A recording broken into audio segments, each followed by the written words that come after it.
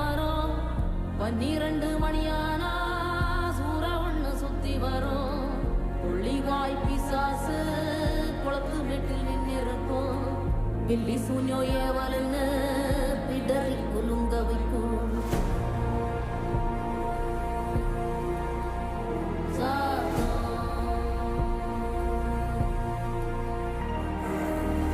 அமாவாசைக்கும் இருட்டு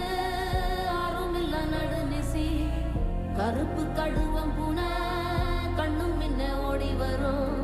சாம்பிராணி வாசனையில் ஜல்லு ஜல்லு ஓசை வரும் ரெட்டப்ப